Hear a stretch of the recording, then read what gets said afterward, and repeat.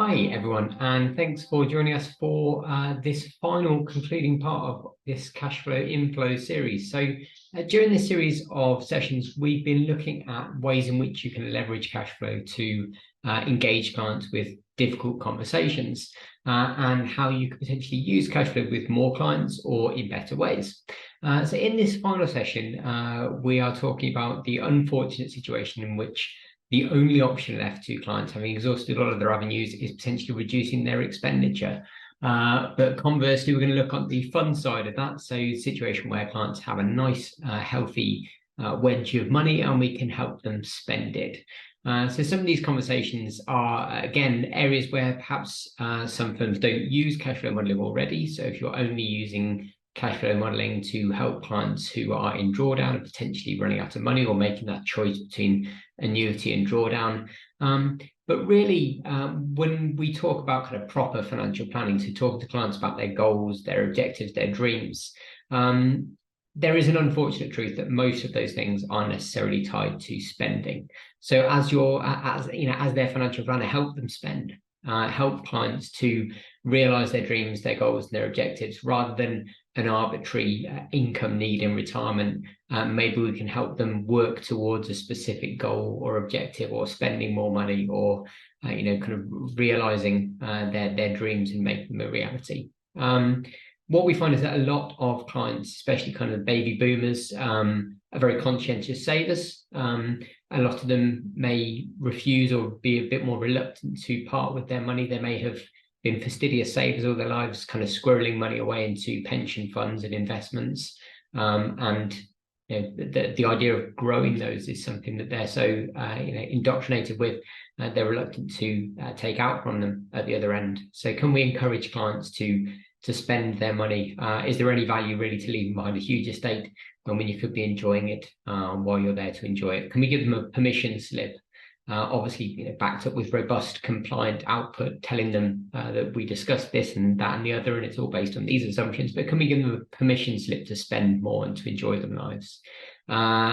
Conversely, as I say, situations where clients might need to spend less.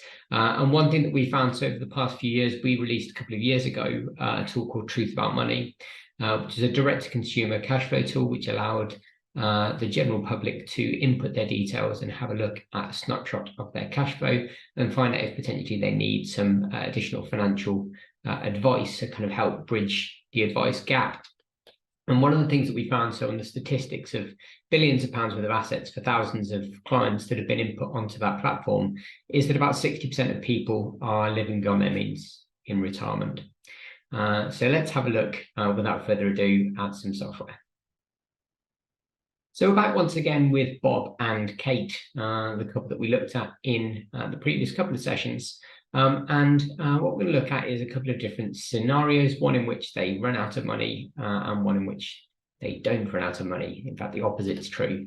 So I'm going to dive straight into their cash flow. And again, for those who aren't familiar with Truth Cash Flow, this is the client's liquidity position projected forward. So at the moment, they've got about £400,000 worth of liquid capital over the next few years until retirement. They are accruing capital, and then they're rapidly spending all of that money. And then at some point in their mid-80s, they're going to run out of liquid capital, as denoted here by the blue going down into red.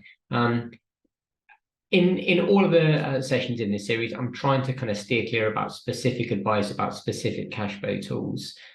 These concepts are all general, they're all generic, they're all tool agnostic, so to speak. So everything that we talk about here can be equally applied to any piece of software. So it's not something that's specific to Truth. What we're looking at here is how you can help clients who are potentially running out of money engage with the questions about how they can stop themselves running out of money. And in the case where we have a kind of a cash flow that does go negative in Truth, fundamentally there's three ways to fix a broken cash flow. So this is the client's liquidity position. So what can we do? Well, we can introduce some capital that's not currently liquid. We could sell a business, we could downsize a house, we could equity release, we could increase income. Is that going to be a possibility? This client here is currently 60, they're retiring in 5 years' time. Could we increase their income? potentially, but unlikely. Or we can increase the yield on their investments. So we could say to them, okay, or you're currently in this portfolio. If we moved you up to the next portfolio, rather than running out of money, there's a possibility that things might be a bit kind of closer to the wire. And in truth, all of these things are achieved using tools in the cash flow. But as I say, these can all be done in any cash flow software. They're just achieved in a slightly different way. So in truth, we'd say, what if we were to get additional return on your investments? How would your cash flow potentially look? It might look a little bit better. But in this client's case, let's imagine for a moment that we've exhausted all of the possibilities. So we've looked at, topping up pension contributions for the next few years pre-retirement. That's not an option for them. We've looked at increasing their investment return, but again, that's outside their capacity for loss. Their attitude to risk is such that they're already leveraging their investments as much as they humanly can.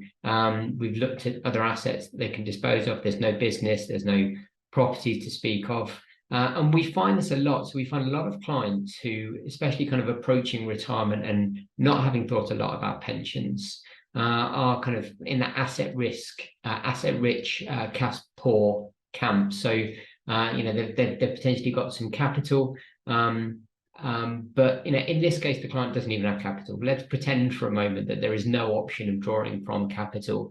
They're accustomed to a high spending lifestyle, and they want to live that lifestyle in retirement. And according to current assumptions, if they live to average life expectancy, which for them somewhere about age 87, they might be okay. But is that enough? Is just being okay enough? Potentially if they live beyond there, or if their lives don't pan out exactly as they're planning, there are many, many things that could be slightly different, and they could actually run out of money significantly sooner than that. So what can we do for clients where the only option is potentially reducing their expenditure? Now, obviously, again, try not to focus on the way in which you achieve these things in truth. It's absolutely possible to pre-configure an alternative cash flow for a client where you've just got them spending less. One of the things that we do in truth is we have there's a calculator for everything. So we can set a threshold on their cash flow. We can say, without your cash flow dropping below £50,000, how much would you need to reduce your spending by per annum? If you didn't spend that money, would you save it instead? And if you did save it, what kind of return will we be assuming on those investments? And when would this happen? So would this be from now until retirement? Would it be from retirement through to age 75? Over what period are we potentially going to be looking at reducing this? And then what we want to do is we want to engage the client with the conversation about where that saving can happen. So to prevent their cash flow ever dropping below £50,000, their expenditure in early retirement, so from 65 to 75, would need to be reduced by £8,000 per annum. And the proceeds invested with a return of 5%, as I say, from 65 to 75. And if we show them that on their capital chart, what we want to do is we want to talk to them about where those savings could potentially be made. So rather than just saying, reduce your spending, you need to reduce your spending by £750 a month, where could those savings be made? So, what does retirement look like? What things could potentially be pinched? What corners can be cut? They're running 2 cars in retirement. Do they need to run 2 cars in retirement? £8,000 per annum.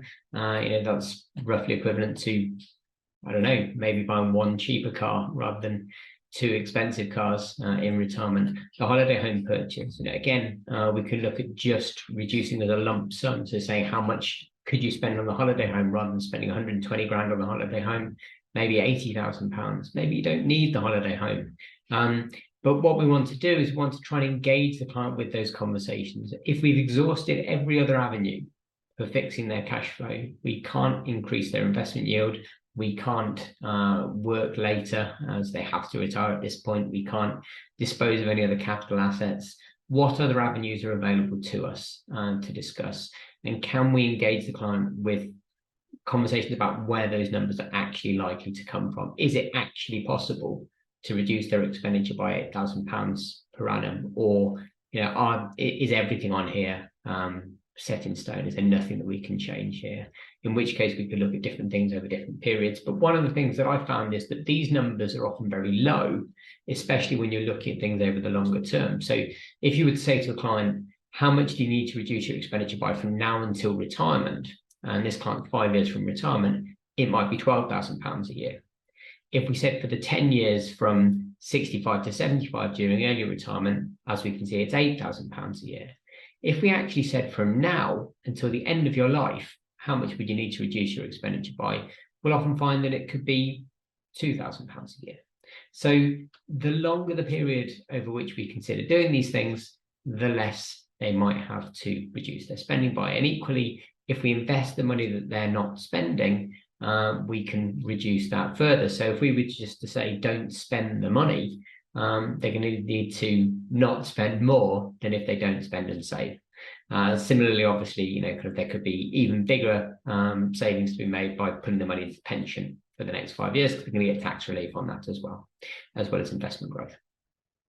But fundamentally, for clients who have too little money, what we want to do is we want to engage those clients in conversation about where those savings could potentially be made, over what period of time, and how realistic it is to make those savings.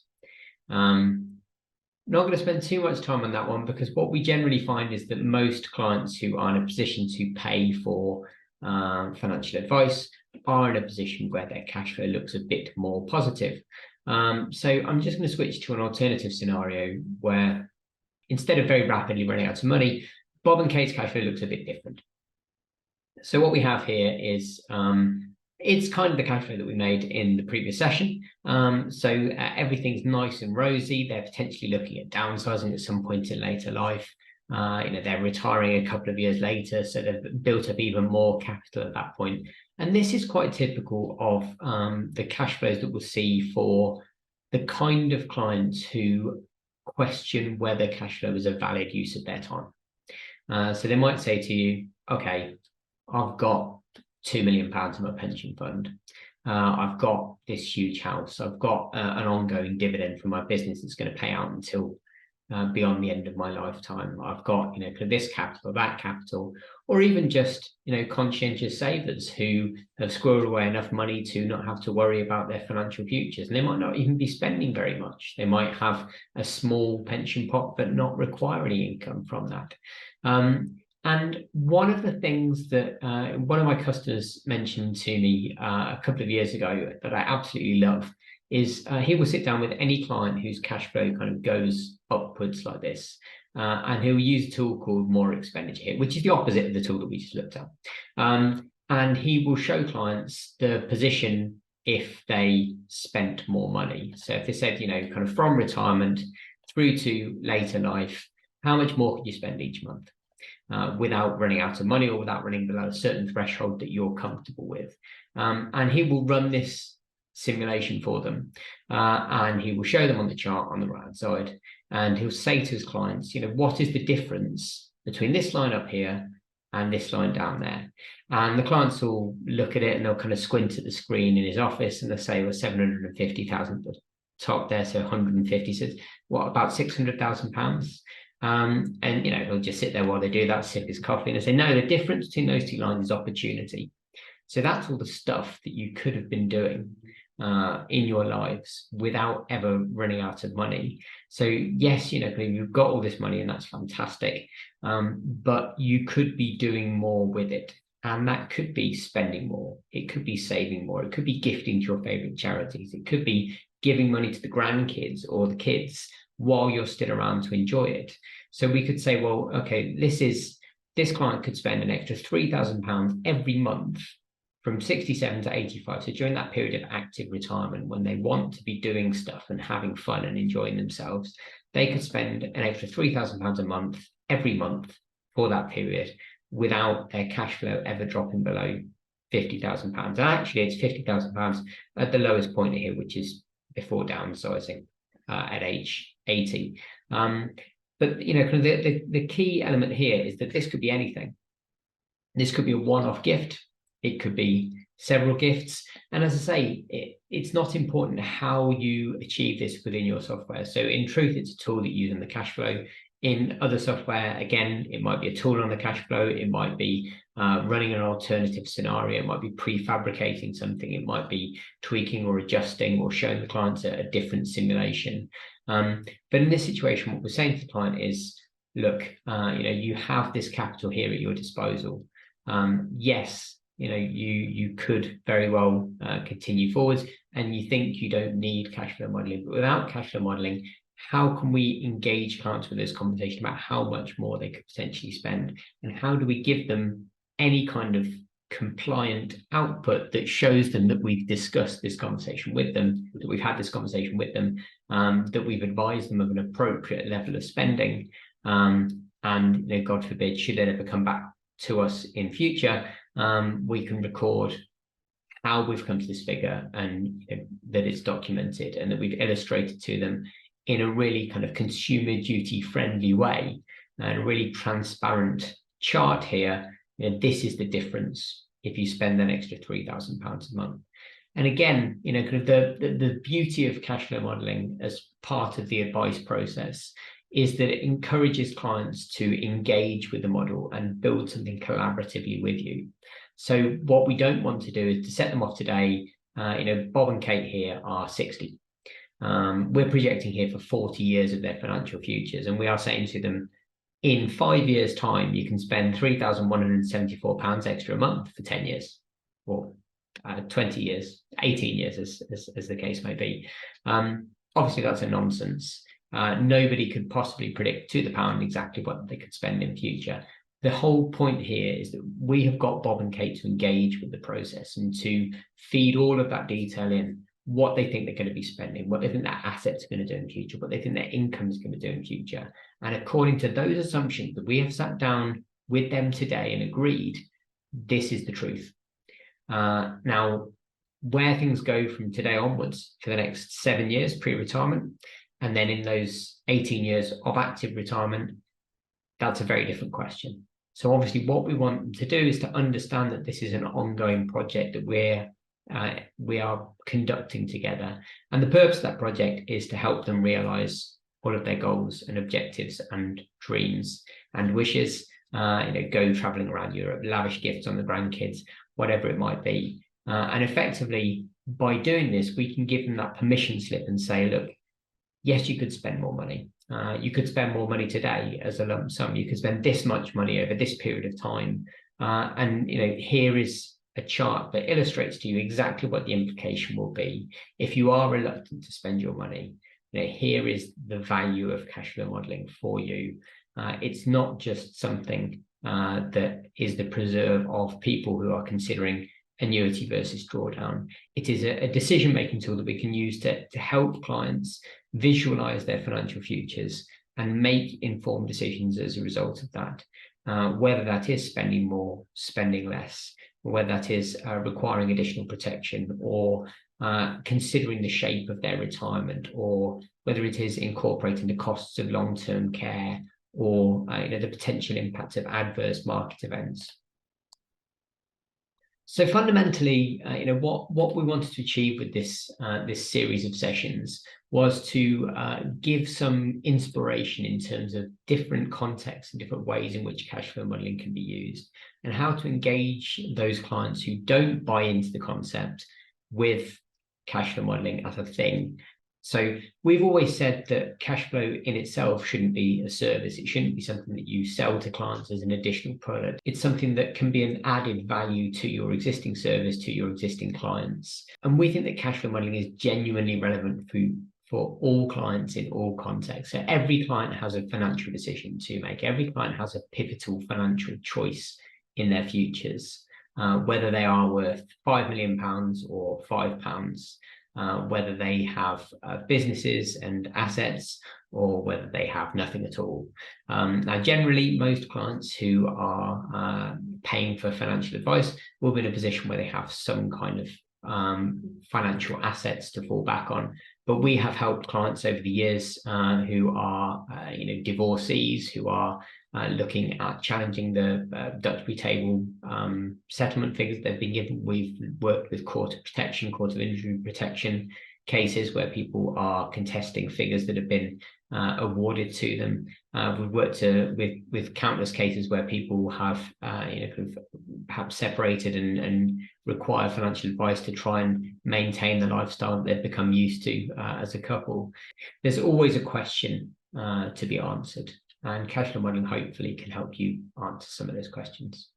So thank you all very much for joining us for this series of sessions on cash flow inflow. I hope you found them useful, and I hope it's given you some food for thought. And I look forward to seeing you all again for some future sessions.